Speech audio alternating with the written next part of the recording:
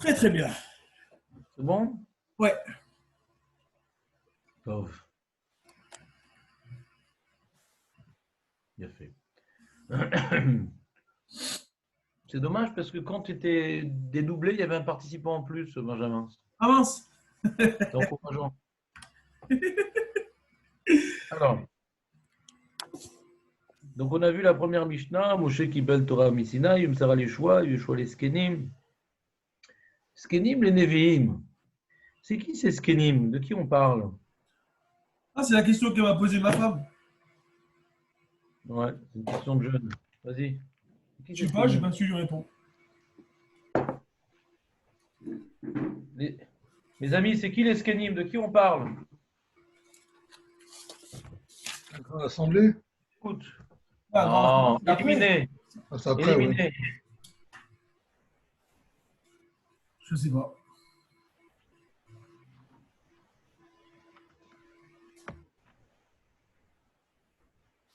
C'est qui les skinny?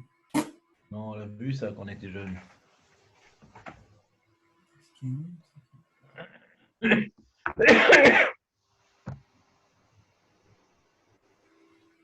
Les anciens, les anciens. Ah, bravo David. J'ai pas faux. Extraordinaire.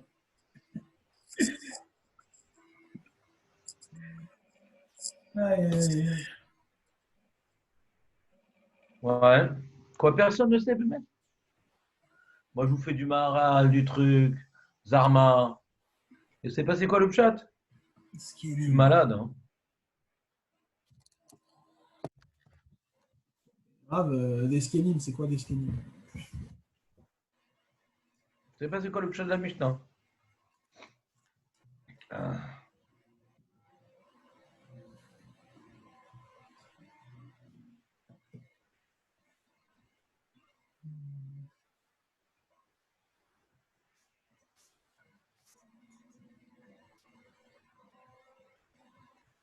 Ah, je sais pas. Ah, c'est quoi? C'est que vous aussi, vous savez pas ou que personne ne sait? Qu'est-ce qui Ah, se bien passe? sûr, je sais, bien sûr, je sais. Tout juif, c'est ça. Il n'y a que les goïms qui ne savent pas. Chas v'shalom.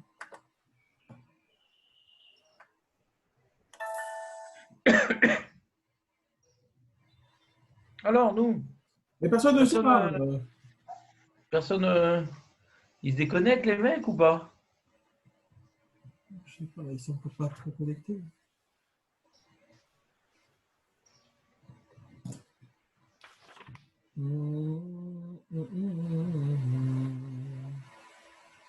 C'est qui les Skenim? Julien, t'as aucune idée, Julien? C'est qui les Skenim? Il faut désactiver le micro, Julien, on parlait. Ouais, et couvrir le décolleté.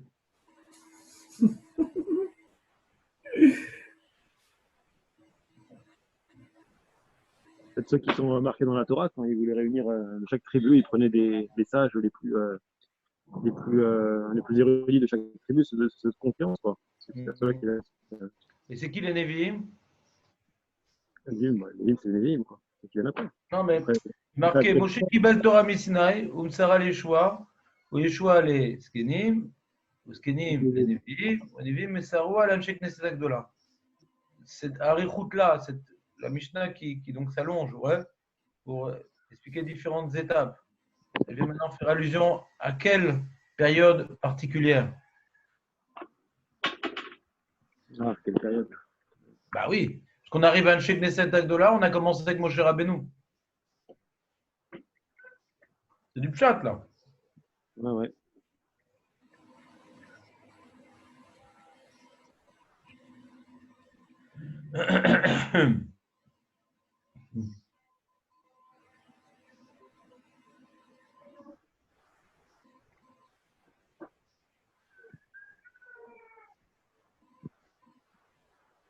Non, bah, c'est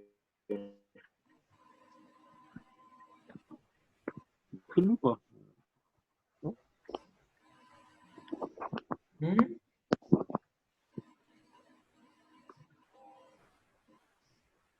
Je me suis éliminé, mais bon, j'ai regardé quand même. C'est ceux Je m'intéresse qui par avaient rapport- reçu le roi Hakodesh, là, euh, après Moshe. C'est de quelle période à quelle période? Bah, c'est ceux qui sont entrés en Israël avec Yeshua. C'est quelle période? Ça détermine quelle période? Bokerto. Dan, sauve l'ambiance, Dan. Ah. Après qu'on ait fait du Maharal, Zarma, on est des philosophes. Oh là là, ouais. Question de chat. C'est qui ces Skenim là, Masra? Skenim, Nevi'im. De qui on parle? C'est le chat, quoi. La question que n'importe quelle femme de Benjamin pourrait poser. C'est quoi la question, excuse-moi? On a lu la première Mishnah et on a fait Zarma du Maharal. Ouais. Mon Ouais, Zarma. Torah Sinai, Sarah Yeshua, Ouais. Skenim, Nevi'im. On a parlé d'un Sheikh Knesset Agdola. Allô, allô? Oui. J'entends un dauphin. Maintenant, on a parlé d'un Sheikh Knesset Agdola, il a fait de leur époque, de ce qui est particulier à leur époque. On a zappé les Skenim et les Nevim. C'est qui ça, ceux-là? De qui il s'agit? Ah, Scanim, c'est pas les Scanim de. Je sais pas, de Moshe, tout ça, quoi, non? Scanim, non? Hello. Voilà. J'attends le Les début de Scanim la de. réponse. Bah, les Scanim de. Je t'en verrai, pas les Shivim à De Scanim. quelle époque? Regarde, on a commencé le début de la Mishnah Moi- par Moshe, et on a fini la Mishnah par un Sheikh Knesset Agdola. D'accord? Ouais. Et la Mishnah veut nous traduire une transmission de la Massorette depuis Moshe jusqu'à un Sheikh Knesset Agdola, en passant par des périodes différentes. À quelle Ok. période? Ah, les Est-ce Shoftim, qu'il y a tu une- veux dire? Bah, je sais pas, moi je veux rien dire, moi je veux juste que vous le disiez. Ah. Bah, je sais pas, ouais, les Shoftim, j'aurais dit, non? Je sais pas. Voilà, pas shoot, mais les Shoftim. Ouais. Ah, d'accord, ok. C'est quelle période les Shoftim? Bah, Yoshua et plus. Jusqu'à Wow. Jusqu'à. C'est pas. Le dernier, c'est pas. Iftar, hein? Allô? Ouais, je sais pas. C'est pas Iftar, le dernier? Ouais, peut-être. Pourquoi t'as dit que c'est Iftar? Je sais pas, Iftar, non? dans ma tête, j'avais ça. Mais non, peut-être pas. C'est- En plus, c'est Shimshon Iftar. Gibor, il n'est pas après? Shimshon, ouais, peut-être Shimshon. On va dire Shimshon. Ouais, peut-être Shimshon. Non, c'est-à-dire, c'est qui les Nevim? Quand est-ce que ça a commencé les Nevim? Bah, le premier, c'est Shmuel, non? Ouais, voilà, donc jusqu'à Shmuel, quoi. Ouais. Makara Shama. Makara quoi?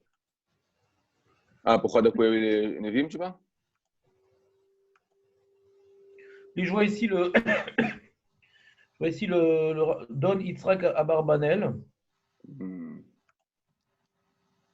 Lui dit par exemple, il dit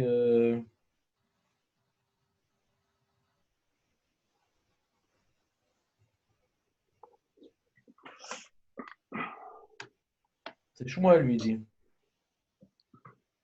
Shmuel, ouais. Jusqu'à Shmuel Hanavi.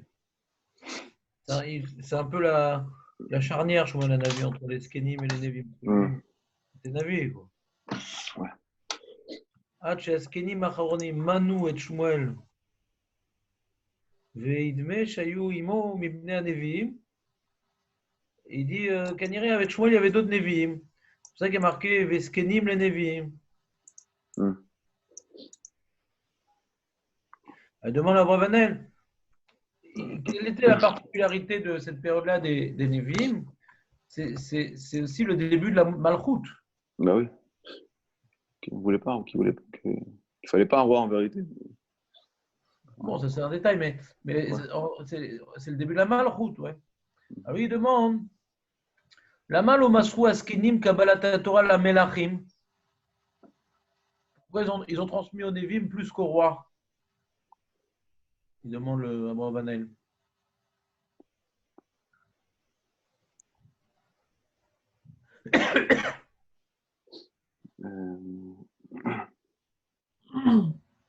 Bah, priori, le roi, c'est peut-être pas sa fonction de transmettre la Torah, non? Ouais, il y a peut-être d'autres choses à faire, non, quand même. Et le Navi, c'est pas non plus sa fonction, parce que Ouais, c'est ça. J'aurais pas le dit Navi, Navi, c'est ouais. On aurait dit les Kohanim, non? ouais, Va. les Vim, les Kohanim, Ouais. Lachar, Zevulun, je sais pas. Lui, il parle de Tzidkut, le Abravanel. De la même manière que les Skenim, les Shoftim, c'était le Tzadikim du Dor, donc c'était eux qui étaient responsables de la transmission de la Torah. Ouais. Les Nevim, c'était les Tzadikim du Dor. C'est pas en tant que Navi qu'ils ont transmis la Torah, parce que l'O Bashamaïm, mais on n'a pas le droit de transmettre la Torah en utilisant les Urim Betumim, en utilisant la prophétie. Mais c'est pas en tant que Navi qu'ils ont transmis la Torah. C'est qu'en général, pour être Navi, il faut être Tzaddik. C'est en tant que Tzaddik qu'ils ont transmis la Torah. Et les rois, il dit sur les rois, le Abarbanel,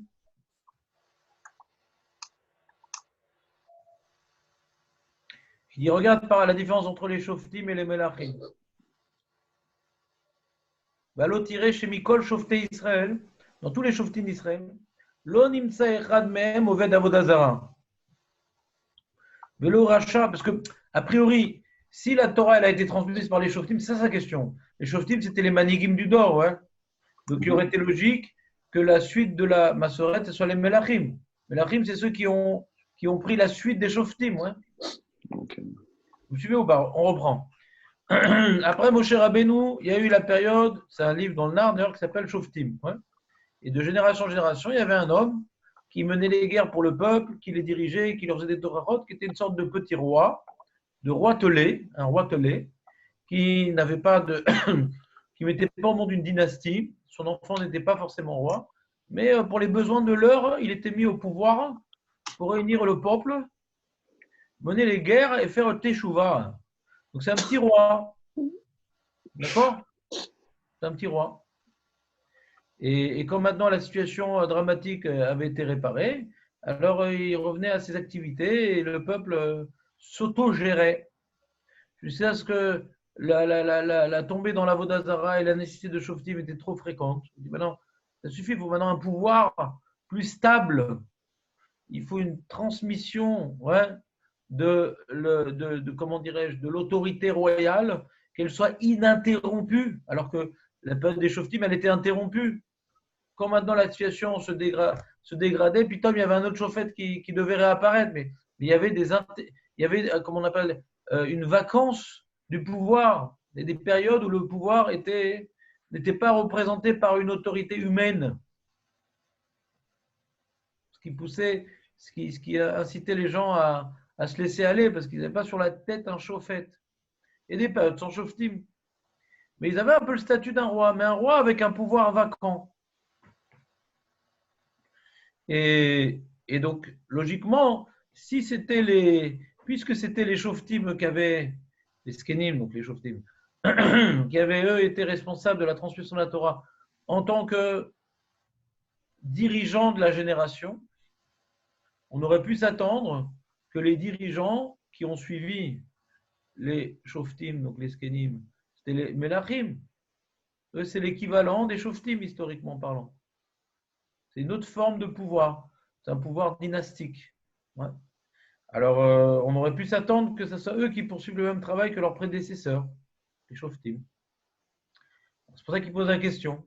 Mais il dit, mais tu vois que les Chachamim, Beruach Kocham, ils ont vu que la royauté en Israël ne sera pas tellement différente de la royauté chez les Goïm, où le fait d'être roi est sujet d'être perverti par le pouvoir et d'être amené à faire de la Vodazara, de détourner les gens de la Torah. Donc, ils n'ont pas vu dans la royauté, ouais, comment dirais-je,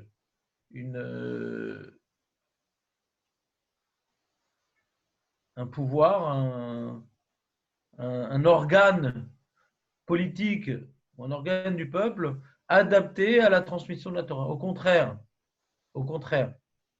Donc, c'est par rapport à la réalité de la royauté dans les faits qui s'est détourné de la Torah des Mitzvot dans la plupart des cas. Donc, il n'était pas adapté à être ceux qui allaient transmettre la Torah et la volonté divine. Dans ces mots, le Brabanel, il dit comme ça. Dans ces mots, il dit Valo tiré chez Mikol Shofté Israël, lo nimtsa echad mehem aved avodazara, velo racha vechotel Elohim, מה שלא היה העניין כן במלכים, כי הנה כל מלכי ישראל היו רעים וחטאים לשם מאוד. Tous les malchés Israël, pas les malchés Yehuda, ouais, malchés Israël. Tous les malchés Israël היו רעים וחטאים לשם מאוד. איש לא נהדר מאותו עובד עבודה זרה. Il n'y en a pas un qui a raté l'occasion d'être עובד עבודה זרה.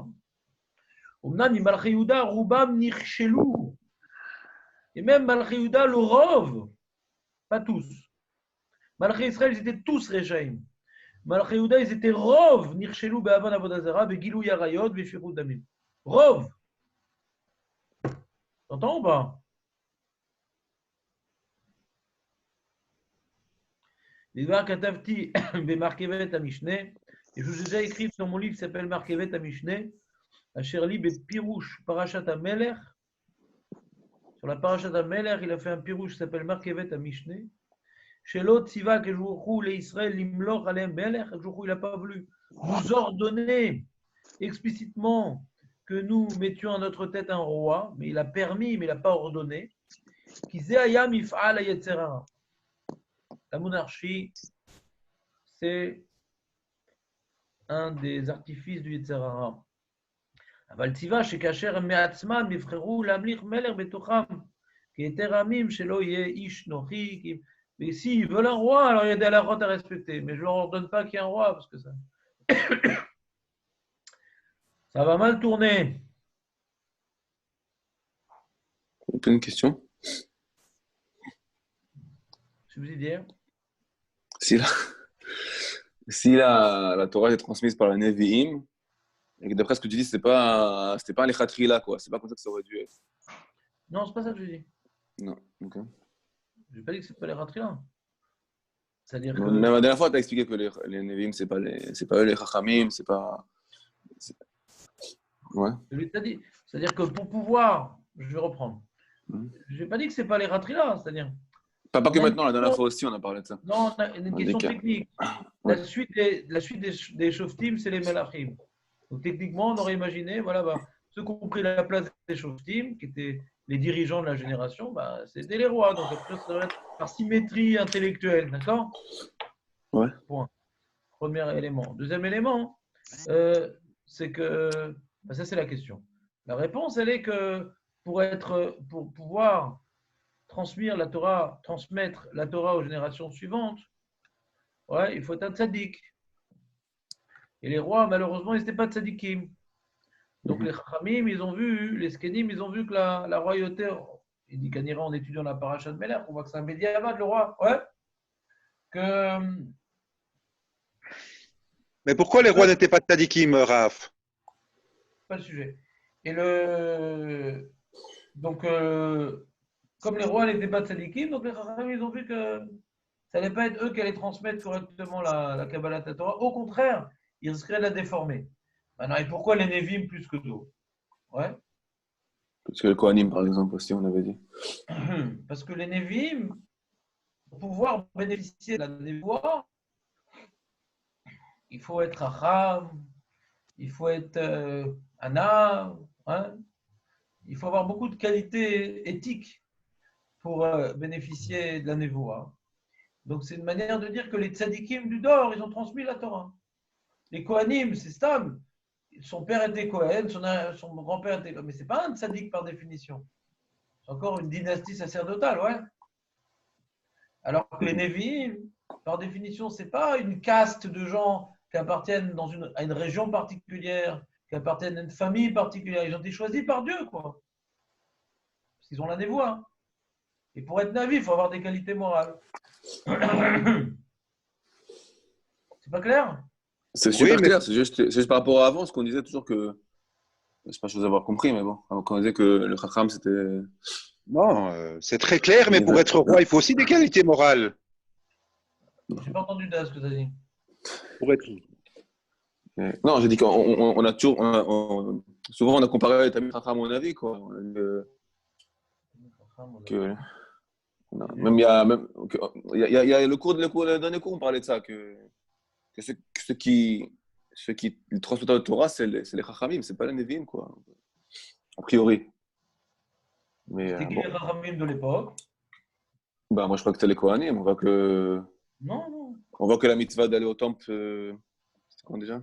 C'est ça La qu'on a parlé. Shemitah, pardon, la Shemitah. Et on voit qu'une des raisons, c'était, enfin, une des raisons, je sais pas, enfin, un truc gagné par la Shemitah, c'est que tu avais un an dans lequel les Bnei Israël, ils apprenaient la Torah par les Kohanim. Ouais, ça c'est le programme, ouais. Ouais.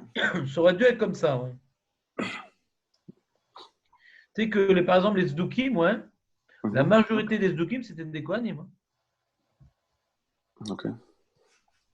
Ça rentre, c'est le programme. Normalement, quand tu n'es pas affairé au travail du champ et que tu es au Beth Amikdash, ça devrait avoir suffisamment d'influence sur toi. Et tu as ton oisiveté séculière et la proximité au Beth Amikdash devrait faire de toi normalement quelqu'un qui est tout à fait spirituel et adapté à transmettre la Torah. D'accord. Les Lévim, normalement, ça doit être les Mélamdé Torah. D'accord. Mhm. Maintenant, il y a des générations que oui, des générations que non. Mais pour être Navi, tu ne peux pas autrement que être tzaddik. Ok. C'est pas un tornite. C'est une métiout, t'es tzaddik, un mal à ça.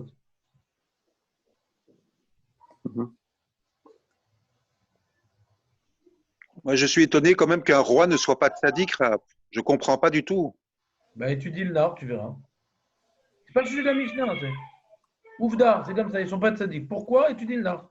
Pas le sujet. On va essayer d'expliquer maintenant pourquoi maintenant on a pris le Navi plus que le tzaddik. Le Navi, tzaddik, le roi, il est rachat. Et étudie le Nar, tu verras. Tu verras qu'il est rachat. Pourquoi il est rachat? C'est un autre sujet. En tout cas, tu regardes dans le Nar, tu vois qu'il est rachat, le roi. Tous les rois Israël étaient Réchaïm, et les rois de Yehuda, le roi était Réchaïm. Mais David Amelech n'était pas rachat. David Pourquoi Amelech. L'Oyodéa. Pourquoi l'Oyodéa? David Amelech. T'as pas écouté, c'est pas grave. Si tu continues à insister, on va couper le micro par contre. Non, non. Si. Donc je répondais à ta question. On a parlé de Rov, on n'a pas parlé de Miout, on a parlé de Rov. Ah, d'accord. Excuse-moi. Tous les Nevi'im étaient tzadikim, les rois, le Rov était Réchaïm. Ok. Ebanti. Toda Rabba. Très bien. Il dit comme ça, le Bravanel, il dit En raoui chez Yuvan, chez Thier, il ne faut pas que tu comprennes la Mishnah, chez Thier Orat Torah, Alpi Nevuatam, que eux, ils transmettaient la Torah d'après leur névoie. Non, ce n'est pas leur névoie qui était l'outil qui leur permettait de transmettre la Torah. Qui im chez Nimsera, Kabbalah, Nevim, chez Beto Adorot, Bema Shem Chachamim.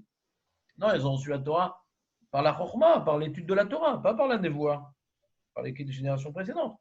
Qui en safek. שהייתה חוכמת התורה וקבלתה בשלמות גדול בנביאים, leur limud à Torah et leur respect de la Kabbalah Torah sans y ajouter quoi que ce soit, dépend d'une certaine écoute, ouais, d'une certaine sagesse, d'une certaine pureté. Elle était particulièrement réalisable par les Nivim, cet effort de transmission. Les filles chez M, Ayou, Mishtadlim, Belimudam, Tamid, eux, ils étaient tout le temps au sec Batora. למה? מפני שהיא הייתה הכנה היותר גדולה בנבואתם. Pour pouvoir être zoché de la névoie, il devait tout le temps être d'avouk bashrina, il devait tout le temps faire un avec la présence divine. Et pour faire un avec la présence divine, ouais, que ce soit à l'époque du Beth Amikdash ou pas à l'époque du Beth Amikdash, c'est toujours le même truc, c'est l'imout Torah.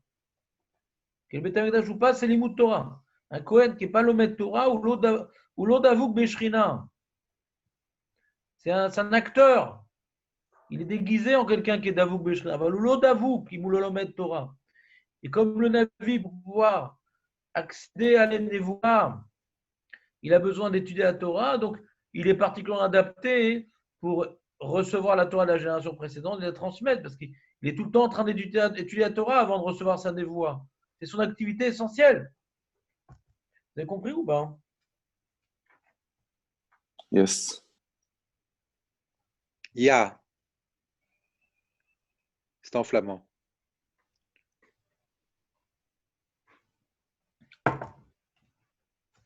Très bien. Donc ça, c'est après la Mishnah.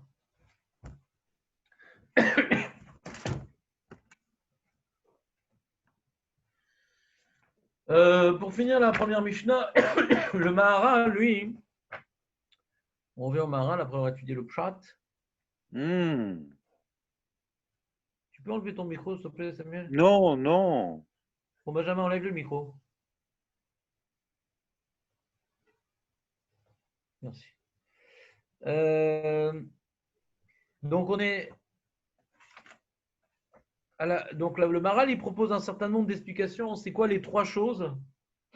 C'est quoi les trois choses qu'enseignait chez Knesset Agdola? Donc, on a dit et vous, Metunim Badin, d'être circonspect dans le jugement, ne pas aller trop vite en besogne. Deuxième chose, on a vu Emidou Talmidi Marbé. Emidou Talmidi Marbé, c'est quoi? C'est d'établir de nombreux Talmidim. Et troisième chose, c'est associer à la Torah, faites des barrières pour la Torah. C'est trois choses dans lesquelles les Anshek Knesset Agdola se sont investis et qu'ils ont transmis, parce que c'était le problème de l'heure. On avait expliqué la perte de l'objectivité, la perte de la Gdusha, la perte de la subordination à Kadosh Baruch Hu a fait qu'on est devenu plus subjectif et qu'on a commencé à interpréter la Torah. Donc la Torah qui était en train de se perdre. Anshek Knesset Agdola, ils ont enseigné trois éléments pour que la Torah ne se perde pas. Ouais. Alors il y a différentes façons d'expliquer ce problème-là, le Maharal, de nombreuses même façons d'expliquer cela. Alors il explique que ces trois éléments, c'est en parallèle avec les trois parties du peuple. Il y a les gens importants, les gens moyens, les gens ignorants. Les gens importants, eux, ils ont besoin, c'est les chachamim, c'est les shoftim, les tzadikim, eux, leur travail, c'est de faire attention, comme ils sont chachamim, de ne pas aller trop vite en besogne, et matoun badin, ouais, de faire attention de ne pas aller trop vite en besogne, matounim badin, faire attention, réfléchis bien avant de dire quelque chose, avant de transmettre quelque chose, avant d'enseigner quelque chose. Alors que Midou Talmidi Marbé, par rapport au Rov du Ham, ouais, le Rov du Ham, pour que la Torah puisse, pour que la Torah puisse se perpétuer, alors on a besoin d'ouvrir des Beth Midrashot et de rajouter des bancs. Ça, c'est pas pour les Chachamim, c'est pour que le Ham, qui soit susceptible d'étudier la Torah, lui donner la possibilité d'étudier la Torah pour l'élever. Mais les gens qui n'étudient pas, l'armée arrête, on dit associé à la Torah pour eux, comme ils ne connaissent pas, comme ils ne s'intéressent pas, comme ils ne comprennent pas très bien. Donc pour eux, il faut mettre des barrières parce que sinon, ils risquent de faire des amalgames et d'abîmer la transmission de la Massorette, d'abîmer la halachot connue, répandue, de génération en génération. Ils risquent de les abîmer en faisant des amalgames, en faisant des rapprochements qui sont a priori illogiques, mais n'étant pas plongés dans la Torah, il y a besoin pour eux de faire des barrières. Comme ça, une des explications du Maharal, que ces trois points viennent couvrir trois groupes de la population, ouais, pour que chaque groupe, selon son niveau, n'abîme pas la transmission. Les Chachamim, ils peuvent abîmer la transmission en réfléchissant de manière personnelle. Et attention, avant de dire quelque chose, réfléchis bien. Matoun Banin, est-ce que c'est bien ce que tu as reçu de tes maîtres? Est-ce que c'est rigoureux? C'est peut-être ton bit qui s'exprime. Ouais. Ensuite, le Ham, lui, pour qu'il puisse ne pas perdre la transmission, lui, il faut multiplier les bancs Beth Midrash pour qu'ils étudient la Torah. Et la Hamaretzi, il faut mettre des barrières pour pas qu'il change la halakha en permettant des choses interdites, pensant que c'est la même chose, ouais, en oubliant et en s'embrouillant. C'est clair?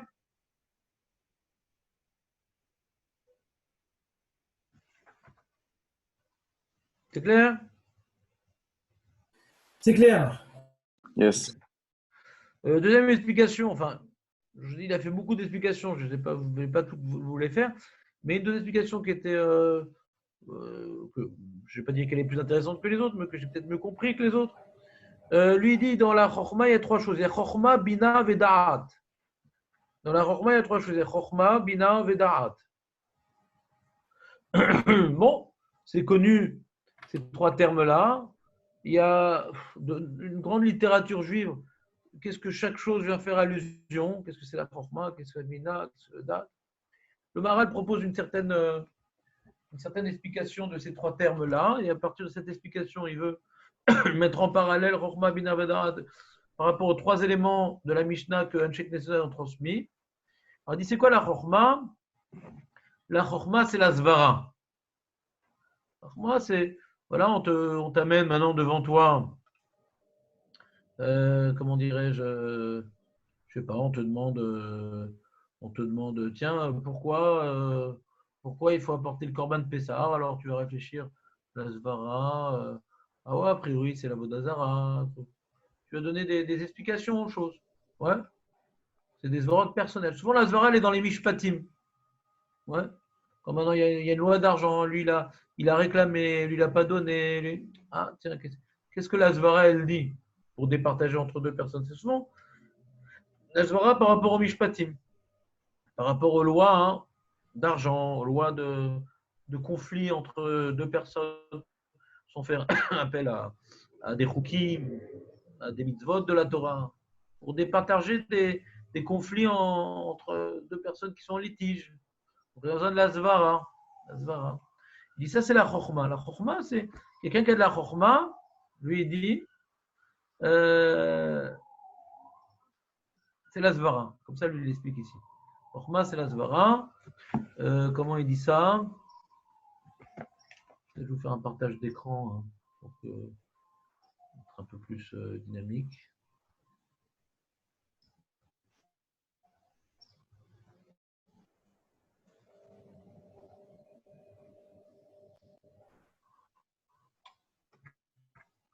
Un instant. Voilà. Voilà.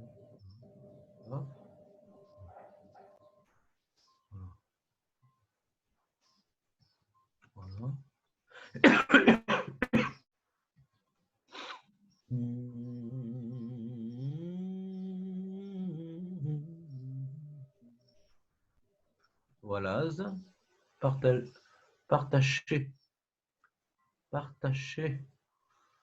Nous partageons. Alors nous avons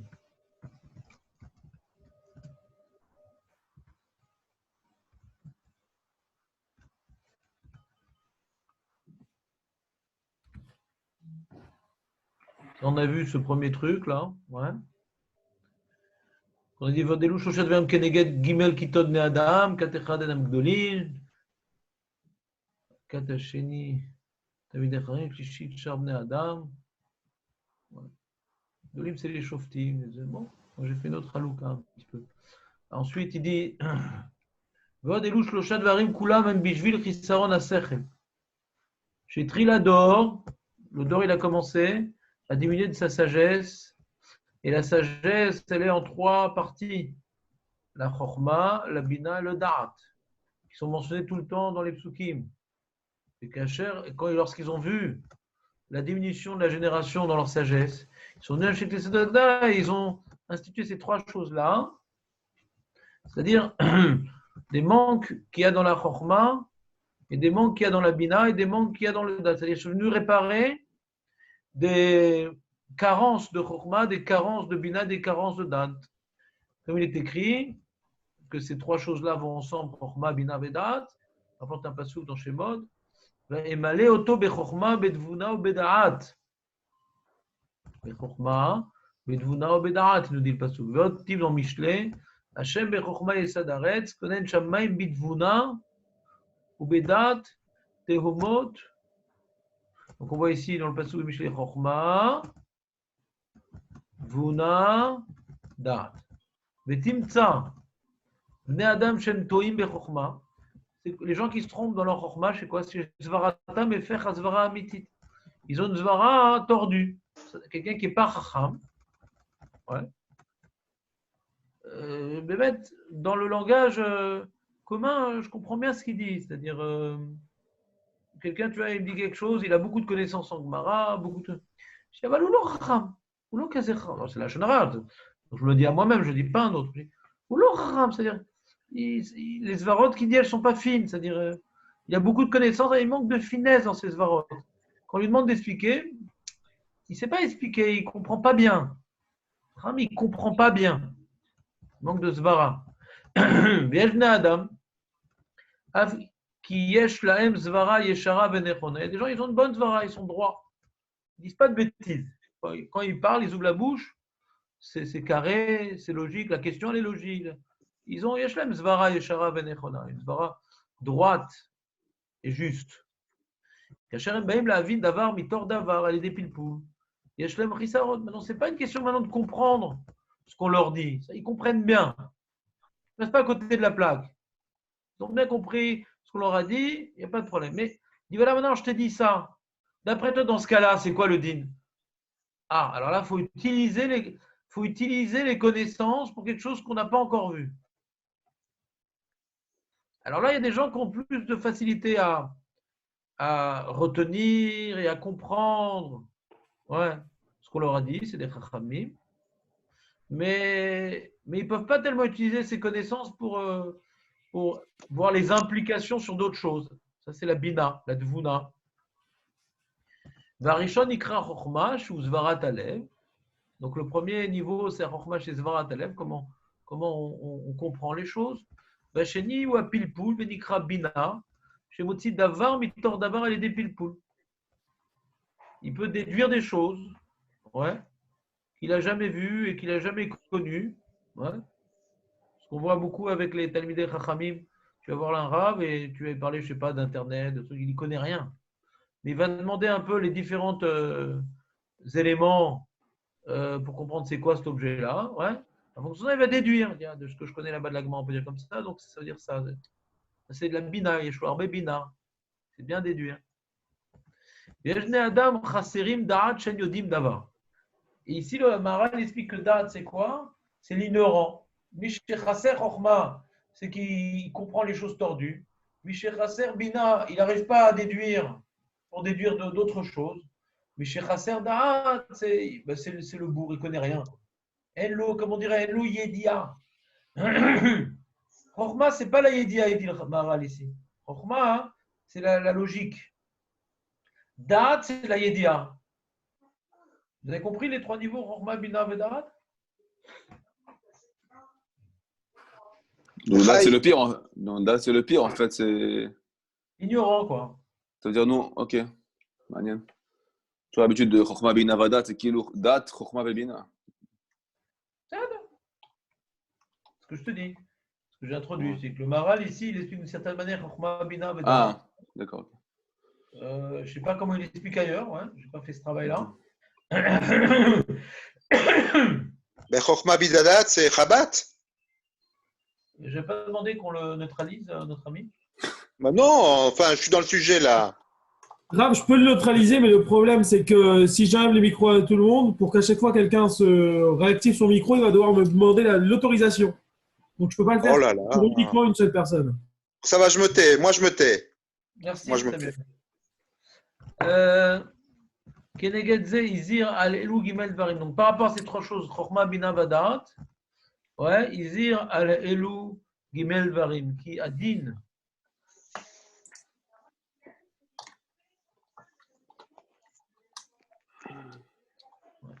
Qui a din Tolé Bezvara. Le din, c'est la Zvara. C'est-à-dire, comme maintenant, il y a un din, en général, le din, c'est dans Mishpatim, Alors, on a du Zvara pour comprendre dans quel cas on est Chayab, donc on n'est pas tout.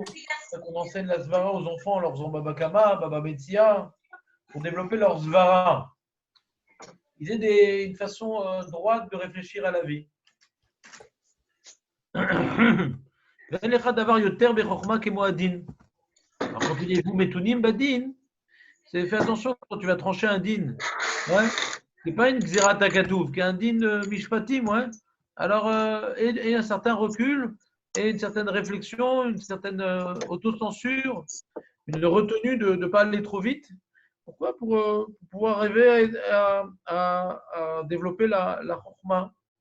Pour ne pas être à l'opposé de la chokhma. Pour éviter d'être illogique, pour éviter de dire des choses qui sont incohérentes, il faut faire preuve de retenue. Plus tu vas ruminer un peu tout ce que tu as devant toi avant d'ouvrir la parole, avant d'ouvrir ta bouche, avant de prendre la parole, alors tu vas arriver à quelque chose de cohérent. la retenue amène la cohérence. Vous comprenez ce que je veux dire? Par définition, on est incohérent parce qu'on est subjectif. Donc, on met l'accent sur un point plus que sur un autre. Et quand on se retient et on réfléchit, ouais, mais si c'est comme ça, alors ça ne marche pas comme ça. Hein. Bon, alors, pour avoir une Zvara Yeshara, il ne faut pas aller trop vite. Il faut prendre le temps de faire la part des choses. Poser le pour, le contre, et trouver quelque chose d'équilibré, que ce ne soit pas trop collé à ma vie, trop collé à mon expérience. Une Zvara plus universelle que. כמו שאמרו, אין לך מקצוע בחוכמה כמו דיני ממונות, וצריך להיזהר שלא יבוא לטעות בסברת הלב. Ouais, la Gemara dans Bavatra, elle dit ce qui développe le plus la chokhma, hein, donc la logique, c'est les dîners mamonotes. וצריך להיזהר שלא יבוא לטעות בסברת הלב. ולפיכך אמר הוו מתונים בדין. C'est clair ce premier point? Le jugement, c'est par référence surtout à la Bina, de pouvoir déduire des cas d'autres cas. Ouais. On va voir c'est quoi la Bina. וכנגד החיסרון שמגיע בפלפול החוכמה, בפלפול החוכמה, מדרגה אחרת, ועל זה אמר העמידו תלמידים הרבה, עד שלא יבוא לטעות בפלפול החוכמה. Regarde, toi tu parles, c'est sûr qu'on a besoin et de la chokhma et de la bina, ouais, pour le din. Maintenant, la chokhma, c'est une zvara yeshara. D'accord? Une zvara yeshara, de dire quelque chose qui n'est pas tordu, quoi. Quelque chose qui est logique, qui est linéaire, moi, ce que j'appelle le pshat, quoi. Toujours quand je fais le pshat dans le chumash, je sers dire des choses qui ne tombent pas du ciel, quoi. Des choses simples, des choses qui coulent de source, quoi. Qui ne sont pas le résultat d'une bina, d'une synthèse, d'un pile-poule. Ouais. C'est quoi la page toute qui sort là? C'est quoi la page toute? Comme on dit à Svarad Balebati, je ne sais pas si tu connais ça en Gemara. Ouais. La page toute, qu'est-ce qu'on aurait dit? Pour quelle raison il faut jurer, un chômeur il doit jurer? Page toute, c'est quoi la Zvara Yeshara? Après, dans le pile-poule, il dit ah, mais là-bas, on dit de jurer, là-bas, on ne dit pas de jurer. C'est quoi la différence? Là, tu commences à faire du pile-poule, ouais. Mais d'abord, la page toute, ouais. Après, c'est vrai que pour arriver à trancher un din, il faut du pile-poule aussi, parce que des fois, ah, mais il ressemble à quoi ce cas-là? Peut-être à celui-là, peut-être ça. J'ai besoin du pile-poule pour comparer, pour délibérer. J'ai besoin du pile-poule. Comme il dit pile-poule à chokhma, il appelle ça, ouais. Qu'est-ce que je veux dire, Dan? Il y a un pile-poule sur la chokhma, mais d'abord, il faut avoir une zvara à l'origine. Il faut avoir une zvara à l'origine. D'abord, quand on fait de l'agma, on essaie de faire sortir la zvara, le nefesh asuga, ouais, la chose pas shoot, et après on affine cette zvara-là par rapport aux contradictions, par rapport aux différentes chitotes. On essaie de ressortir une idée de base, quoi, de ce din-là. Idée de base, mais ça, pour trancher la race, ça ne suffit pas. D'accord avec toi? Mais si on n'a pas la zvara, hein, on va voir tous les chilouki, mais on n'a pas de base sur lesquelles travailler, quoi. Il n'y a pas de zvara. Comment tu veux faire des chiloukim, c'est pas de zvara, Bechlan? Comment tu veux faire? Comme des fois, je vous dis, je vous reprends toujours, je vous dis, je suis en train de comparer deux sujets, et vous dites, ah ouais, mais vous voulez vite sauter sur l'occasion, dire, ah ouais, mais là c'est là, et là c'est. Attends une seconde. Avant maintenant de donner une réponse, il faut déjà qu'on ait étudié indépendamment les deux sujets, qu'on ait compris la zvara des deux sujets, indépendamment, et après on les confronte. Il faut déjà avoir la zvara des différents éléments avant de les confronter. Ouais. Vous comprenez ce que je veux dire ou pas? Ou c'est abstrait? Très bien, très bien. Vashlishi. Donc il dit que par rapport à développer, pour développer comment dirais-je, le jugement, la bina, c'est par des talmidim. Rav, vous avez dit le troisième, on est au deuxième. On est au deuxième, on est en train de finir le deuxième. Que j'ai expliqué la bina, maintenant j'explique pourquoi et Midou Talmidim Arbé, il dit que c'est lié à la bina, parce que quand on est nombreux, ouais, alors on fait du pile-poule. Un il dit comme ci, il dit comme ça, l'autre il dit différemment, ouais. Et donc il faut maintenant savoir comment maintenant trancher entre ces différentes opinions, entre ces différentes approches subjectives. Ouais. Donc la logique, ça ne suffit pas. Parce que chacun a sa logique. Maintenant, on va essayer de déduire quelle est la logique la plus juste. Alors j'ai une Mishnah qui dit ça, j'ai une Braïta qui dit ça. De cette Mishnah, j'apprends comme si, le dit non, de cette Mishnah, j'apprends comme ça. On va essayer maintenant de déduire des choses par les. Quand il y a Talmidim, Arbeb, Charles Palpel. והשלישי לא תליה, לא בזמרה ולא בפלפול, רק כנגד מי שהוא נעדר הידיעה. Troisième groupe, c'est celui qui est na'edar, il a absence de connaissance. Ad shen lo yedia, il n'a pas de connaissance. Il a fait un rapprochement entre da'at et yedia. ואם אתה עושה למי שהוא חסר הידיעה סייג לתורה, הוא בא לעבור המצוות. ועל זה אמר ועשו סייג לתורה. Vous compris? Quelqu'un qui n'a pas de connaissance, ouais. C'est toujours ce que je critique un peu. Des petits rabbins comme moi, qui connaissent mieux la Torah que moi et qui font un public large. Ouais. Ils font un public large de la Torah avec plein de paramètres. Oui, la platasse, il faut poser là, il faut faire ci, il faut faire ça. Ça embrouille complètement les gens, quoi. Pour les gens comme ça, sur les trop de paramètres, ils vont complètement s'embrouiller. Tu dis, voilà, c'est assourd. Tu la platasse, tu mets ça, c'est des coups là. Tu touches pas, tu touches pas. La platasse, tu touches pas. Ah, pourquoi écrire toute ça la Torah? Pour les Talmidei Chachamim. Mais le Hamaretz, c'est quoi un Hamaretz? Un mec, tout le monde se pose la question, peut-être je suis Hamaretz, moi. Ouais, c'est possible. Un Hamaretz, c'est celui qui écoute les shur d'Alaha sans noter et sans réviser. C'est ça un Hamaretz. Pour moi, c'est la définition d'un Hamaretz. Il écoute un cours d'Alaha sans noter et sans réviser. Donc, à ce public-là, il faut faire beaucoup de barrières. Il faut être très marmire. Et Venav Vorou, dans notre génération, on voit qu'il y a plein de monsieur, ouais, qui ont appris à la yeshiva des paramètres d'Alaha, nani, dans ce cas-là c'est permis, il y a 3 conditions, nanana, et ils enseignent ça au Maritim, ni note, ni révise, ni à des interros. C'est une catastrophe. Après, tu vois les gens, comment ils disent des choses au nom de Ravo DSF qu'il n'a jamais dit, parce qu'ils ont tout déformé. Ils ont tout déformé. Il faut faire très attention. Quand on s'adresse à un public de gens qui sont Amaretz, donc on a dit c'est quoi l'Amaretz? Celui qui écoute un cours d'Alaha sans noter et sans réviser.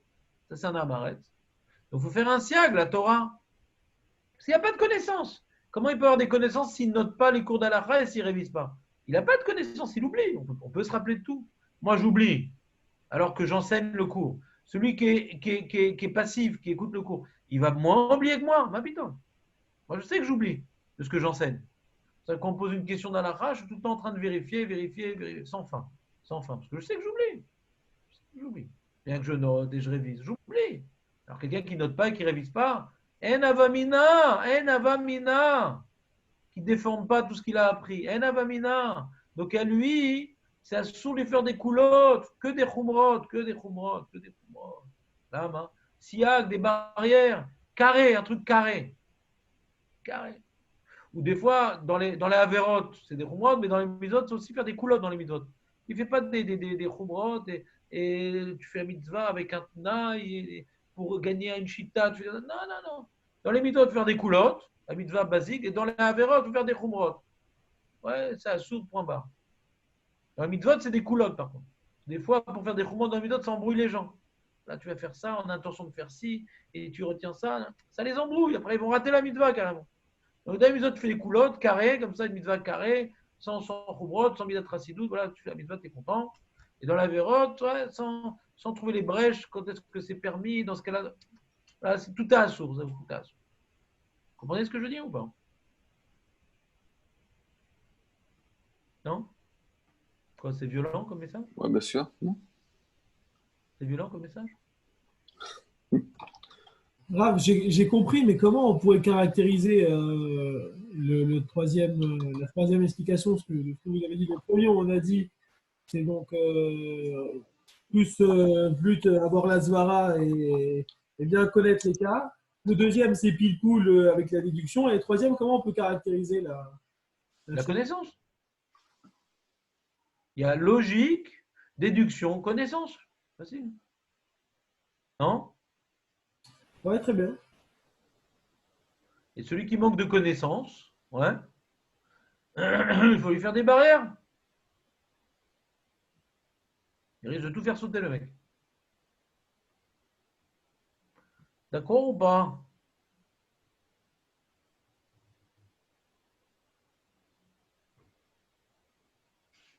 Donc, ce qui est un peu le cas de toutes les femmes, a priori. Les femmes, ouais. C'est un grand problème, les cours d'halakha pour femmes.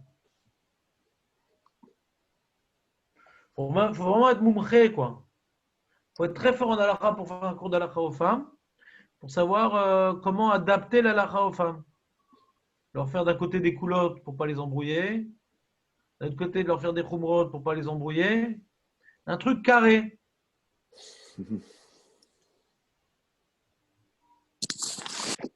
Dan, t'as déjà essayé d'enseigner à la Rod Mouxé une femme? Non. Impossible, non? Un boxer, ouais.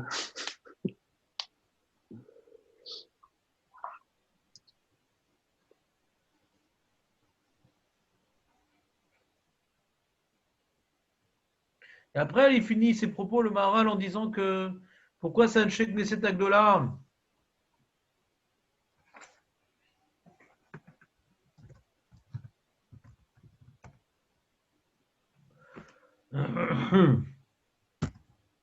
Ah, j'ai fermé.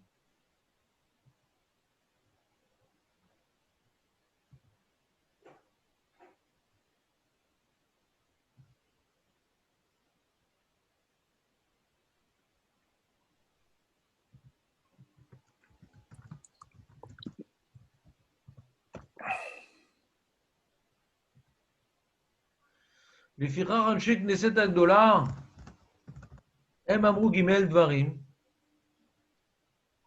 אבל קודם זמנם, à l'époque de Yeshua, à l'époque de Moshe, de Yeshua, des Skenim, des Nevi'im, שהיו נביאים, כל שכן לפניהם, שהיו זקנים, היה להם מדרגת השכל.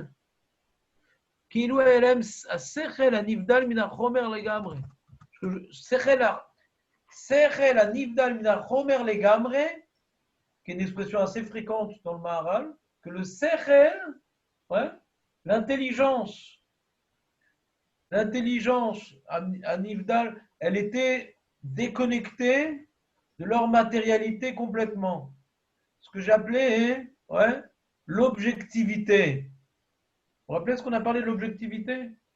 Ils étaient tellement subordonnés à Kadosh Baruch Hu, ils sentaient tellement la présence divine, qu'ils ne laissaient pas la réalité matérielle, tellement présente dans notre vie à nous, tellement aveuglante dans notre vie à nous, venir déformer, altérer, abîmer la Torah.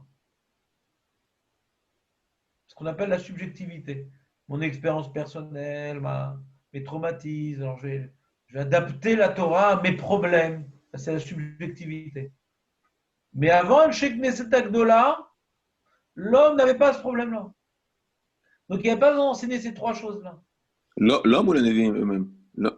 L'homme? Tous les hommes? Normal? C'est-à-dire que comme les Nevi'im et les Skenim, ouais, eux, ils avaient ce Sechel, Anivdal, Minachomer, les Gamré. Donc il y avait de qui apprendre. Et il n'y a pas une perte dans la Massoret. Il n'y avait pas de perte dans la Massoret parce que nos maîtres étaient complètement objectifs. Lo hayu omrim elu gimel dvarim ki הנביאים אינם כמו סתם בן אדם, לכן לא היו מזהירים את האדם במה שהוא אדם סתם, כי מדרגת נביאים למעלה מזה.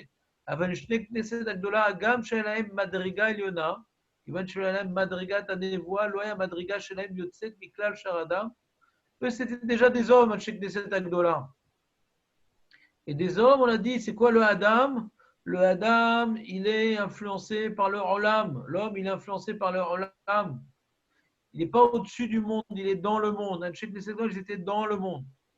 Donc, appartenant à une génération influencée par le monde, on a expliqué qu'elle était liée à la destruction du Beth Amikdash, à la disparition du roi HaKodesh, la disparition de la présence divine, la disparition des miracles. Donc, l'homme ne se sentait plus subordonné à la Torah, subordonné à la réalité divine. L'homme, il se sentait maître du monde. Donc, le monde est une réalité aveuglante. Anshei Knesset Agdola ont appartenu à cette époque-là, donc eux-mêmes ont commencé à être aveuglés. Même s'ils ont transmis ce qu'on leur a transmis, malgré tout, ils ont vu que ça les perd parce que l'homme cherche à ramener tout à lui, à son expérience, à son regard matérialiste du monde. Donc, ils ont vu eux-mêmes une faiblesse en eux, qu'elle est augmentée au fil des générations. Donc, ils ont mis des barrières pour que les transmetteurs de la Torah eux-mêmes puissent ne pas être touchés par ce problème-là de subjectivité qui va altérer, qui va abîmer la transmission. Donc, faites attention à la Dvara, une retenue. Talmidou, Talmidé Marbé, pour pouvoir que la Torah puisse être bien malaxée, bien controversée, bien synthétisée, et mettre des barrières pour éviter que le peuple lui-même soit source de, de déformation de la Torah. Vous suivez ou pas? Ouais, très bien.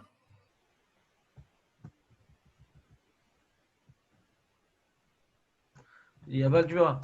Aval, Anshei Knesset Agdola, Yu Mazirim Bedvarim Elu, qui elu Dvarim Tzrichim la Adam Bemashu Adam, Ven Tzirchlo Nivdal Minachomer Legamre. Ce que je vous ai expliqué, mais c'est avec les termes du Maharal.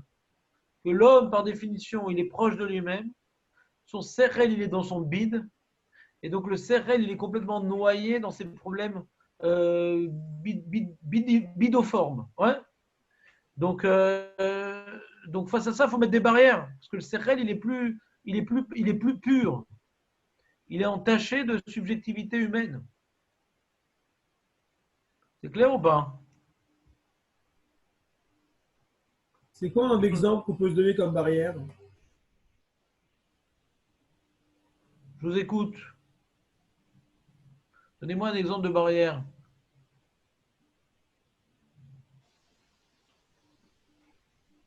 Bah, tous les rabbinans, ça va être quoi, non?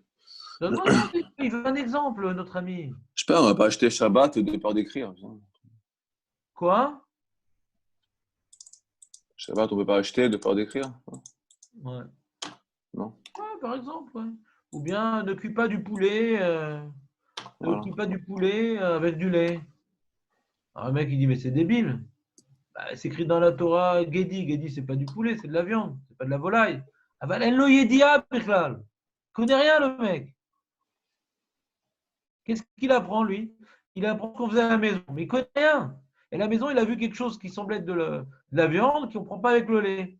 Il dit, ah, mais j'ai vu maintenant de la viande, on a pris avec le lait. C'était du poulet. Ouais. Mais ça ressemble à la viande, ouais, le poulet, d'une certaine manière. Alors, s'il voit que le poulet, c'est permis, la viande aussi, c'est permis. Il connaît rien, le mec. Il faut mettre une barrière. Non? Ouais. Et tous les Israéliens sont pénalisés par rapport à ce manque de savoir des. Tous les Chachamim, quoi, ils sont pénalisés par rapport au manque de savoir, sinon on aurait pu. On va pénaliser, on est un âme. On est un âme, je comprends pas. Pourquoi pénaliser? On est un âme. Ouais, d'accord. On est un âme. C'est-à-dire, nous, on veut pas du Olamaba tout seul, on veut que l'âme Israël Olamaba.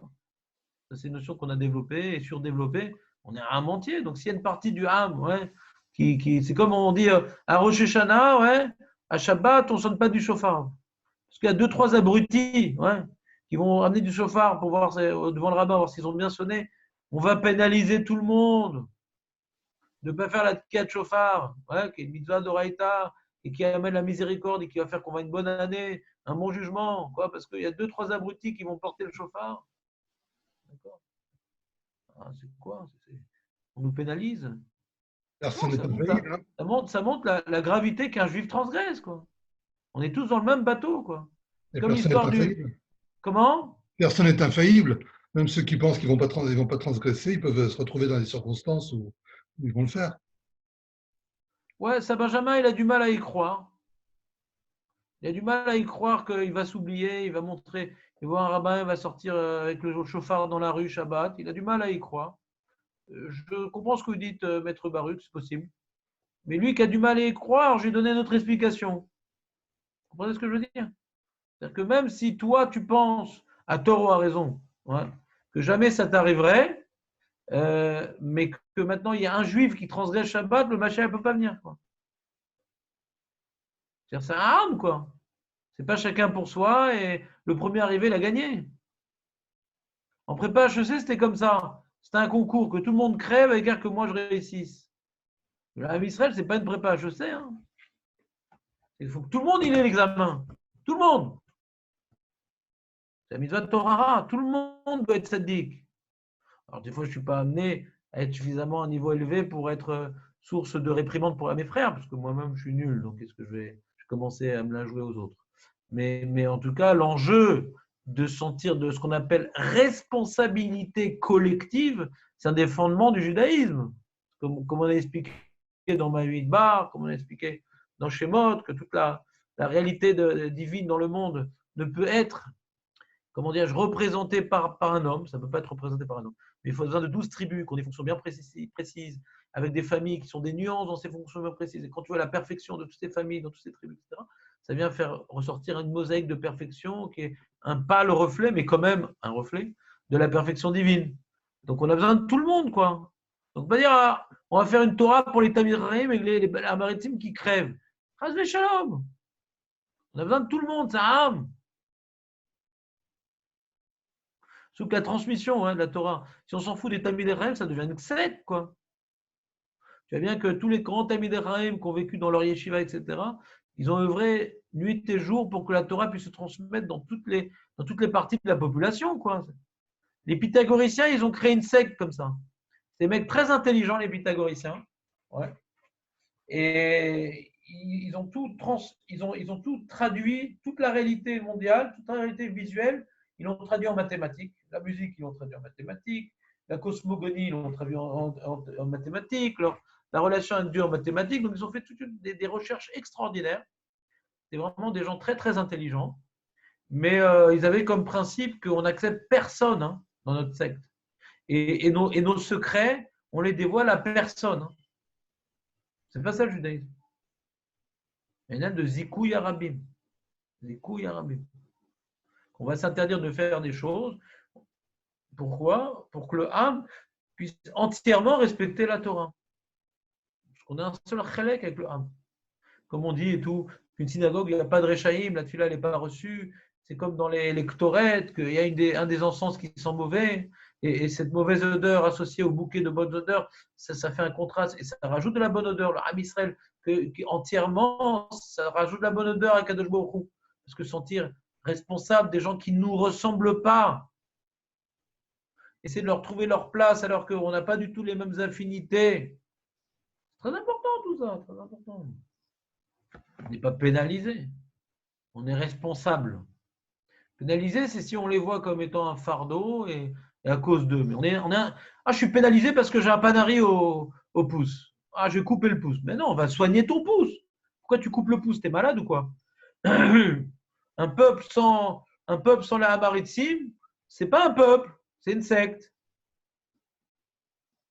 Donc il n'y a pas de Kiddush Hashem. Pour qu'il y ait un Kiddush Hashem, il faut qu'il y ait un âme, avec toutes ces nuances et toutes ces différences, qui servent un même Dieu et une même Torah. Si maintenant il n'y a que les intellos qui servent la Torah, là c'est les pythagoriciens. La Torah, c'est la même Mara qu'on enseigne au Hamaretzim et au Géonim. Ouais. Pas tout le monde la comprend de la même manière, mais on ne fait pas de différence. Tout le monde va être la même Mara et on va tous avoir l'ambition d'un jour d'être Talmid Chacham. Et mi-odéa, il y a déjà quelqu'un, on pensait que c'était un abruti, et il a fini par être Talmid Chacham. Donc on ne met personne dans des cases. Toute la Torah qu'on a aujourd'hui, elle vient de Rabbi Akiva, d'accord? Toute la Torah, sans exception. Ça a été complètement perdu. Et celui qui a retransmis à tous les Tanem qu'on a, c'est le Talmidim de Rabbi Akiva. Et lui, c'est un Amaretz Gamour. Pas uniquement un Amaretz, fils de guerre. Et il y en a qui disent que c'est un descendant d'Aman. Parce que le Tzetzaï d'Aman était amené par c'est Rabbi Akiva. Donc tu vois, c'est lui qui a sauvé toute la Torah. Donc ce n'est pas une secte. Ça n'appartient pas à ceux qu'on le sang bleu. Si on avait négligé Rabbi Akiva quand il était parti au Bédin, toi tu es un Amarès, un fils de guerre, dégage, on aurait perdu la Torah.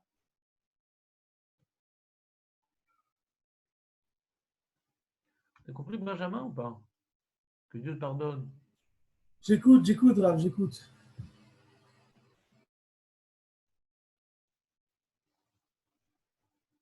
Ouais, on a fini après Mishnah.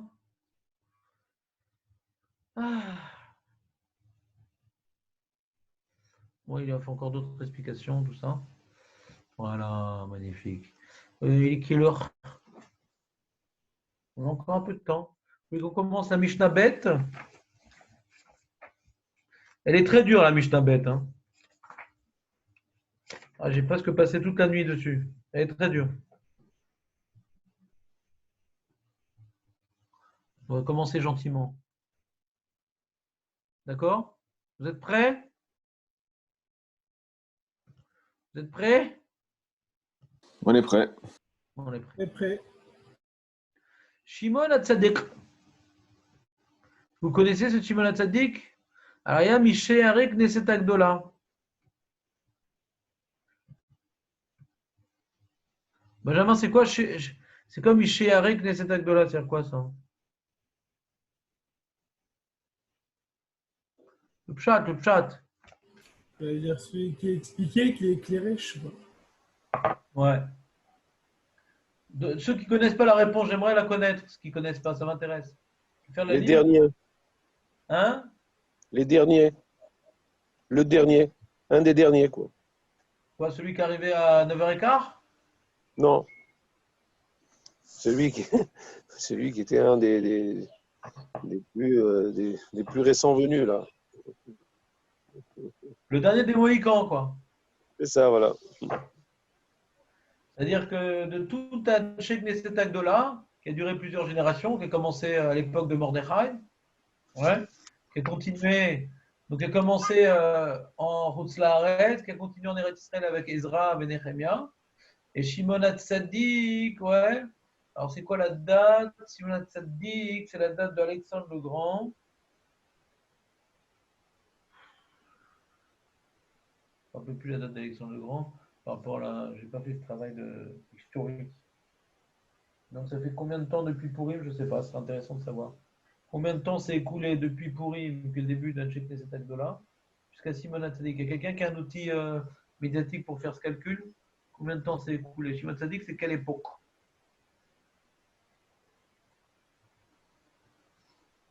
L'époque d'Alexandre le Grand. Moi, je vois 34 ans après la destruction du Second Temple. Faux. Ben non, Alexandre le La Grand. construction, pardon, la construction. Juste. Donc on dit combien de temps? 34 ans? Ouais. Il est né? C'est quoi 34 ans? Par rapport à quoi? Par rapport au jour où il a bu son premier sirop d'orgeat, c'est quoi la date? Apparemment, il a rencontré Alexandre le Grand à ce moment-là. Ah d'accord. Donc 34 ans, et ouais, donc on va dire c'est une quarantaine d'années après le début d'un Sheikh Knesset Agdola. Ouais. Donc c'est une génération et demie qui s'est écoulée comme ça. Une génération, c'est 25 ans. Donc c'est la fin d'un Sheikh Knesset Agdola, c'est le dernier. C'est le dernier. Pourquoi on nous dit ça, quoi? Le Maharal, il demande pourquoi on nous dit que c'est le dernier. Ça nous apprend quoi, quoi? Il y a un lien avec l'enseignement qui va dire. C'est ça, on fait de l'histoire, on s'amuse. On veut nous apprendre quelque chose. Ça aussi, on fait. La Mishnah ne veut pas faire d'histoire. Elle veut nous apprendre quelque chose. Qu'est-ce qu'on apprend de là que Shimon aime pécher, arrête cette tête de là? On va voir le Maharal, il a tout ce qu'ils ont appris. C'est un résumé de tout ce qu'ils ont appris, c'est les fondements de tout ce qu'ils ont appris. Ouais. Alors, Maître Baruch, il veut dire qu'il y a peut-être une relation entre ce qu'on a vu dans la Mishnah d'avant et ce qu'il dit, parce que lui, c'est un élève de eux. Ouais. Il n'y a pas marqué Shimon Tzadik qui bel même. Il aurait pu marquer Shimon Tzadik qui bel même. Ouais. C'est marrant qu'on dise Ayamishéarek de cet acte-là. Vous comprenez mon problème ou pas? Il y a une différence entre Shimon Tzadik a reçu d'eux, c'est pas ce que la Mishnah nous dit, et Shimon Tzadik, c'est un des derniers de cet acte-là. C'était peut-être leur représentant, non? Je ne vois pas le rapport dernier représentant, je ne vois pas tellement le rapport. Ils sont plus là, les mecs. Qu'est-ce que tu veux dire par là, non?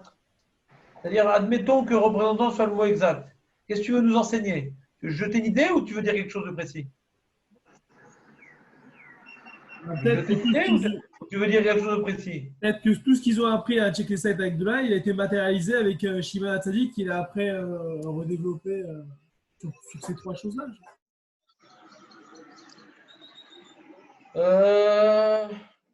Dites-moi pourquoi ce chat vous pose problème.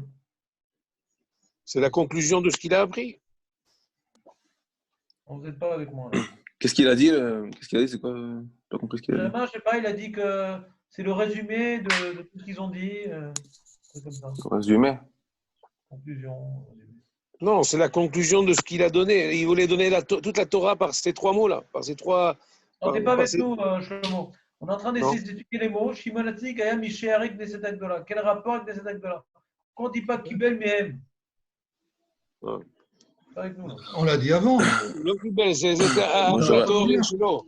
c'est ça. Fait partie de Hanchek. C'est sa conclusion à lui, personnelle. Non, mais je ne sais pas, je ne vois pas en quoi ça répond à la question. Faites un effort. Peut-être qu'on dit ça par rapport à. Moi, ça répond à ma question. J'ai une question. Il y aurait dû si on peut dire, voilà, je vais vous demander de prendre la parole en respectant ces conditions. Si ce que vous allez expliquer va expliquer pourquoi c'est écrit mes chers Knesset Agdola et que c'est justifié qu'on ait dit mes chers Knesset Agdola et non pas Kibel même. Pensant tout ce que vous avez dit, on aurait pu dire Kibel même la même manière. Moi, j'aurais dit qu'il y a peut-être encore une nouvelle phase dans la perte, quoi, par rapport à ce qu'il a dit le Maharal, peut-être. Il a parlé de. Il a parlé de perte, ouais, par rapport à le Messira qu'il y a eu. Ouais. Peut-être que là, il dit que à partir de la fin de cette là il y a peut-être le risque d'avoir une nouvelle perte ou encore une phase. Encore une phase dans la décadence. Dans les mots Miché, Arek, Knesset Agdola. Bah, c'est là, à partir de la fin de Knesset Agdola, quoi. Quand ça se termine, Knesset Agdola. Il y a marqué une nouvelle phase encore. Ouais, je ne sais pas pourquoi on dirait Kibel même, ce qu'on a dit dans la première, il faisait partie de la grande assemblée, la grande assemblée a reçu, donc il n'y a pas besoin de rajouter qu'il a reçu deux. La grande assemblée, je pense qu'il était plus jeune, il était plus jeune que les vieux de Hanchek Knesset Agdola. Il est beaucoup plus jeune que Mordechai, donc il a reçu de Hanchek Knesset Agdola d'une certaine manière. Il a reçu, quoi. Est-ce qu'on peut dire qu'il faisait partie d'Hanchek Knesset Agdola? Est-ce qu'on ne peut pas dire l'inverse? Ouais. Donc, s'il fait partie… Non, Philippe, on peut dire l'inverse. On dit que c'était le dernier de Knesset Agdola. On ne peut pas dire l'inverse. D'accord. Donc, il n'a pas à recevoir de Hanchek Knesset Agdola s'il fait partie d'eux. Ah oui. Il est déjà à l'intérieur. Donc, maintenant… D'accord, on joue sur les mots, d'accord. On n'a toujours pas expliqué pourquoi, qu'est-ce que ça m'apprend. On joue sur les mots, vous savez. Vous jouez sur les mots. Et qu'est-ce que ça m'apprend? Sarah Cole, il a appris la Torah avec des gens qui étaient à Knesset Agdola. Sarah Cole, il a appris la Torah avec eux, ouais. Non, mais comme il fait partie d'un Hanchek Knesset Agdola, hein, mais Sarah Cole ou Kibel même, Mimi ou Kibel? Mais Askenim ou Kibel? Ou Kibel Hanchek Knesset Agdola? Pourquoi maintenant le Tana, il a voulu l'appeler? Il est lui-même une partie de Hanchek Agdola. Qu'est-ce qu'il va apprendre par ça, le Tana? Vous jouez sur les mots, vous n'expliquez pas pourquoi le Tana, il a voulu s'exprimer comme ça. Parce que je peux vous dire, clairement qu'il a reçu deux. C'est Baruch qu'il a reçu deux. De qui il a appris? Des gens qui sont morts, des gens qui sont vivants, ouais. Donc, ils sont tous morts et c'est le dernier de Hanchek Knesset Agdola et heureusement que lui… Benjamin, ne cherche pas à faire un montage vidéo pour voir quelle étiquette on va lui mettre sur le front. J'essaie les réponses que vous allez donner vont m'aider à savoir pourquoi le Tana, qu'est-ce qu'il a gagné le Tana de s'exprimer de cette manière-là. Aya, Miché, Arek, Knesset Agdola. Qu'est-ce qu'il a gagné le Tana de le dire comme ça? C'est pas pour monter un film. Ah, c'est le dernier, tout, c'est émouvant. Qu'est-ce qu'on a appris? Si vous n'avez pas de réponse, vous n'êtes pas obligé de le dire. Je vous ai comprendre la question. Ça m'apprend quelque chose, normalement. Ouais. Vous comprenez ma question ou c'est abstrait pour vous? Ouais. Non, on apprend ce qui est resté après toutes ces années de grande assemblée. Et qu'est-ce qu'on apprend de là? Ça, c'est Spielberg qui est intéressé de savoir À quelle période il a vu, il a vécu pour faire un film sur Pirkei Avot. Ouais. Il va prendre une photo, Spielberg.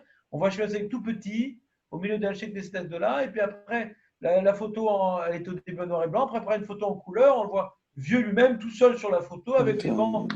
C'est pour Steven Spielberg, ça. Un enfant, il va retenir comme ça la Mishnah.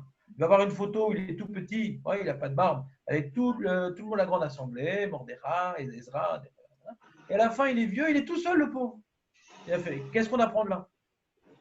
Vous avez bien compris, vous avez bien décrit l'image, la carte postale. Mais qu'est-ce que le Tana veut m'apprendre de ça? C'est le dernier qui a reçu toute la massorette depuis Moshe Rabbeinu. T'as rien dit. T'as rien dit. Qu'est-ce qu'on apprend de là? Qu'est-ce qu'on apprend de là? Qu'est-ce qu'on apprend de là? Qu'est-ce qu'on apprend, il veut dire le Rav, je pense, qu'est-ce qu'on apprend comme enseignement, pas qu'est-ce qu'on apprend comme description de ce qu'il était, quoi. Ouais, qu'est-ce qu'on apprend? C'est quoi le message pour nous, c'est ça que tu veux dire? C'est quoi le message? Il y a un message. Dans le Tana, il ne nous le dit pas. On s'en fout qu'il est du fait qu'il est le dernier, on peut dire que c'est déjà une nouvelle génération. Pourquoi le raccrocher à la génération d'avant? Ouais, c'est toujours la question. Ouais. Le Beth Yosef, est-ce que c'est un Rishon ou un Aharon?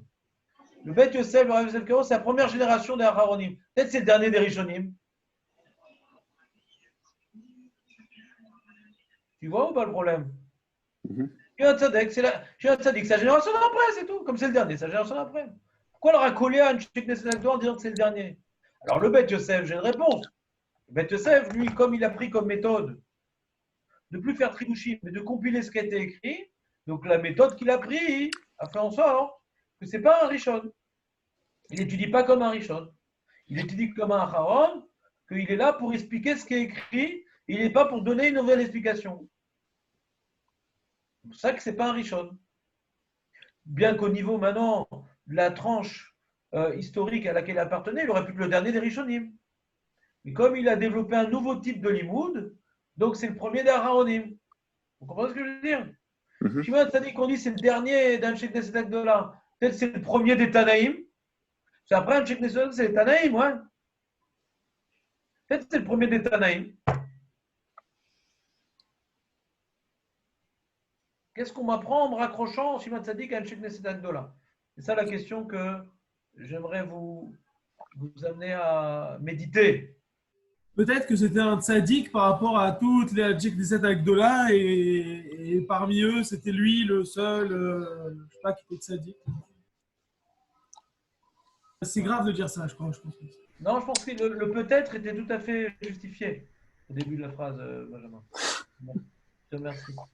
Non, mais ça veut utiliser un terme beaucoup plus dur que peut-être, je pense. Non, mais Rav, quand on dit Shimon Tzaddik Knesset Agdola, ça veut dire qu'il fait partie sans en faire partie, entre guillemets. Je sais pas, c'est un peu bizarre. Non, pas du tout. C'est un survivant, c'est tout. C'est un survivant de Sheikh Knesset Agdola. Ils sont tous morts. Ils sont tous morts. Hein. Oui. Le dernier des Mohicans, oui. C'est ça qu'on essaie d'expliquer depuis tout à l'heure. Ils sont tous morts, c'est le dernier. Il a appartenu à Sheikh Knesset Agdola. Et il ne s'appelle pas maintenant, il a ouvert une nouvelle yeshiva, un nouveau style. Non, il est le survivant de ça. Et il ne veut pas être autre chose que ça, mais c'est le survivant de ça. C'est ça le pshat. Qu'est-ce qu'on apprend de ça? Qu'est-ce qu'il a écrit? C'est qu'il n'a pas ouvert une nouvelle école de pensée. Ouais.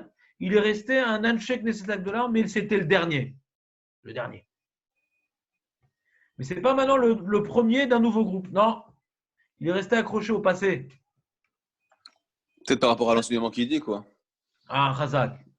Par rapport à Avoda et... Alors maintenant, on va essayer de voir quelle est la transition. Donc, la question que j'ai posée va nous amener à nous poser une question moins abstraite, peut-être pour vous. C'est de dire quel est le lien et quelle est l'évolution entre l'enseignement de Anshek Knesset Agdola et de Shimon Tzaddik. Qu'est-ce qu'il est venu rajouter? Qu'est-ce qu'il est venu compléter? C'est-à-dire qu'à dire, il y a un lien avec Anshek Knesset Agdola. C'est ça que Dan il veut essayer d'expliquer. Avant d'arriver à cette étape-là, qui est d'analyser ce qu'il a dit, après qu'on a analysé ce qu'eux ils ont dit, parce qu'on a dit, pour comparer les deux choses, d'avoir analysé les deux choses à part entière. Ouais, on a expliqué ça. On a expliqué bien, enfin j'espère, la première Mishnah tout au monde après le Maharal. Ouais. Et là, maintenant, on va expliquer la deuxième Mishnah, encore une fois, d'après le Maharal. Après, on va voir en quoi ce qu'il a dit Shimon HaTzadik est symptomatique d'un résidu d'un Sheikh Knesset Agdola. Ce n'est pas un nouveau truc. C'est ça la méthode que Dan veut nous proposer. Vous acquiescez? Ouais, Je n'ai pas été clair comme d'habitude. Non. Dan, c'est clair ce que tu as dit? Très bien. Je t'explique ce que tu as dit. Non, très bien. Ce que tu as dit, ouais. Très bien ce que tu as dit. Non, mais regardez, peu importe la réponse qu'on va donner, Ouais. ouais. Mais je pense que la question, elle est justifiée, non? C'est-à-dire que la Mishnah veut me dire que Shimon HaTzadik, c'est un résidu d'un Sheikh Knesset Agdola. Ce n'est pas un nouveau truc. Donc, il faut interpréter ce qu'il dit comme étant un résidu de ce qui a été dit plus haut. C'est du pshat, ça. D'accord? Ouais. Bon, pour l'instant, on n'a pas besoin du Maharal pour ça. D'accord? Ouais. Si on avait été Matounim Badin, si on avait été Matoun, ouais, dans les tours de la Mishnah, on aurait nous-mêmes dit ça.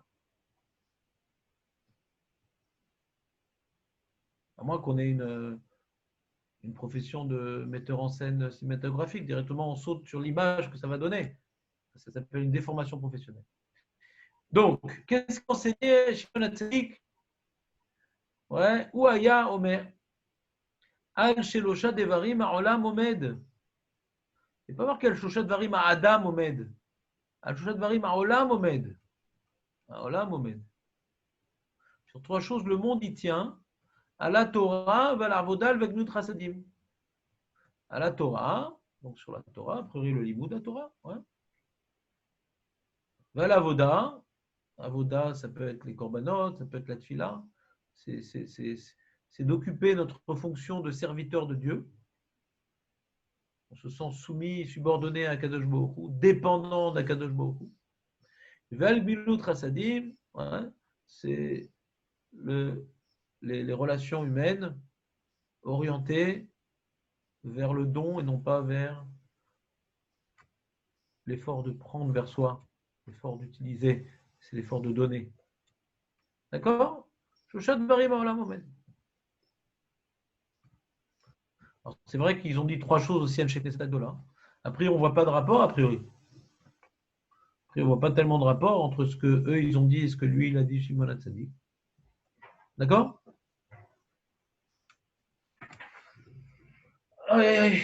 Ben demain, on verra le rapport si vous voulez, non? Ouais. Et là, pourquoi, c'est un truc que je ne comprends pas, pourquoi il ne s'est pas assemblé à un Knesset Agdola Quoi? Ce que je veux dire par là, c'est que lui faisait partie d'un Knesset Agdola. Ils sont morts, qu'est-ce qu'il fasse? Il va pas se coucher dans le cimetière s'il est encore vivant. D'accord. C'est le dernier. C'est le dernier. Non, mais je comprends. Mais pourquoi il ne s'est pas associé au message qu'il a dit? Il a voulu rajouter quelque chose par rapport à un Knesset Agdola. C'est la question. C'est la question. Hein. Ah. D'accord.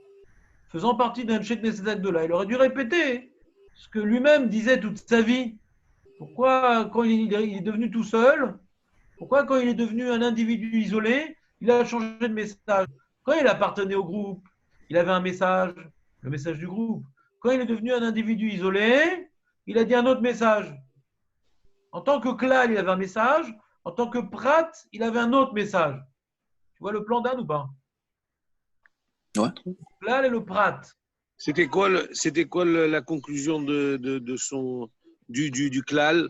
C'était qu'est-ce qu'ils avaient, qu'est-ce qu'ils auraient dû, qu'est-ce qu'ils ont enseigné le klal? Ben, je sais pas, tu étais là ou pas? On a fait la première Mishnah. Non, la première Mishnah. Qu'est-ce qu'ils ont dit à Sheikh Knesset Agdola? Chomo, interro surprise, coefficient 7. Qu'est-ce qu'ils ont dit le Sheikh Knesset Agdola? Je ne sais pas. Je n'étais pas là. Pourquoi tu ne sais pas? Tu n'étais pas là, mais ça fait combien de siècles que tu n'étais pas là? On le dit ça chaque année. C'est Hibernatus. Tu nais avant la Mishnah? Tu étais né avant la Mishnah, on t'a congelé? Qu'est-ce qu'elle dit la première Mishnah, Shlomo? Tu me l'apprendras pour demain par cœur. Tu me l'apprendras par cœur pour demain la Mishnah, Shlomo. Hachem, demain, dès que tu arrives au shiur, je ne sais pas si tu vas venir à cause de ça, mais bon, on va te demander de me regarder dans les yeux sans téléphone. Dan, tu m'envoies ça?